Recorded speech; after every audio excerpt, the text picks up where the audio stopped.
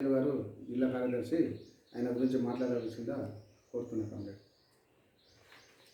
కార్మిక సోదరులారా, CITU వ్యవస్థాపకుల్లో అగ్రగణ్యులు comrade వర్షా సత్యనారాయణ గారు 1970లో ఏర్పడ్డ సిఐటియుకు వ్యవస్థాపక ఉమ్మడి ఆంధ్రప్రదేశ్ రాష్ట్ర అధ్యక్షులుగా ఎన్నికై 2002 వరకు రాష్ట్ర అధ్యక్షులుగా పనిచేయడం జరిగింది.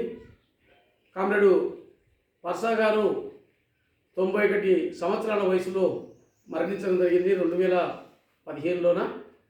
ఆయన చిన్ననాటి నుంచి కార్మిక నాయకుడిగా పనిచేయడం జరిగింది.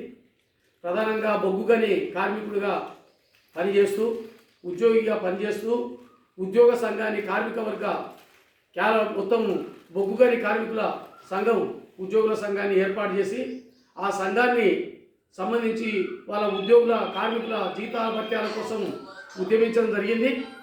ఆ బొగ్గుగని కార్మికుల సమస్యల పరిష్కారం కోసం పనిచేస్తే ఆయనను ఉద్యోగం నుంచి తొలగించడం జరిగింది. ఉద్యోగం నుంచి తొలగించిన ఉద్యోగం కావాలని ప్రయత్నం చేయడం కాకుండా కార్మిక వర్గం కోసం నేను పనిచేస్తా అని చెప్పి కార్మిక వర్గం కోసం ఆయన పరితపించడం జరిగింది.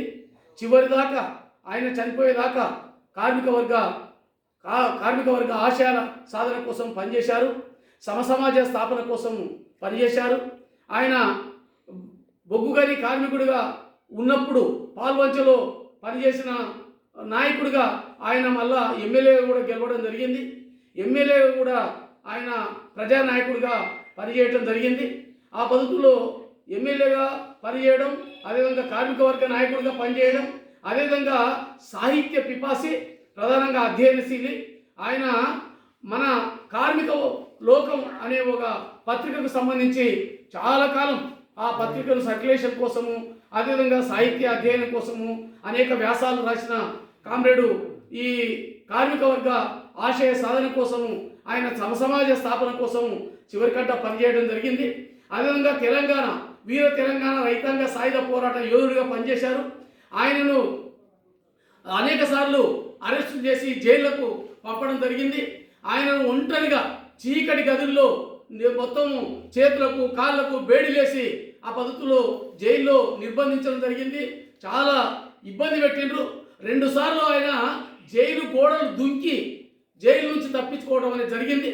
ఆ పద్ధతుల్లో ప్రజల కోసం, కార్మిక వర్గం కోసము ఆయన సచ్చేదాకా ఆయన పరితపించి పనిచేసి చనిపోవడం జరిగింది.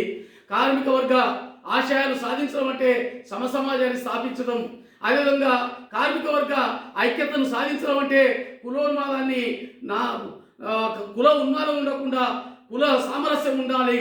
అదేవిధంగా కార్మిక వర్గ ఐక్యత సాధించడం అంటే మతోన్మాదం ఉండొద్దు, మత సామరస్యం ఉండాలి, లౌకిక రాజ్యం ఉండాలి.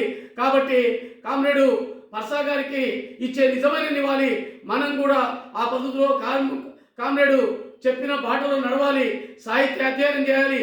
ఆయన భూగోళ శాస్త్రం సంబంధించి ప్రపంచ రాజకీయాలు చెప్పేవారు.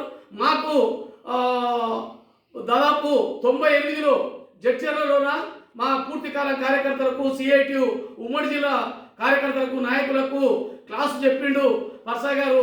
మొత్తం ఆయన ప్రపంచ పటాన్ని చూపిస్తూ మొత్తం ఏంటంటే మనకు రాజకీయ భూగోళం క్లాసు చాలా అర్థమయ్యే పద్ధతిలో చెప్పడం జరిగింది.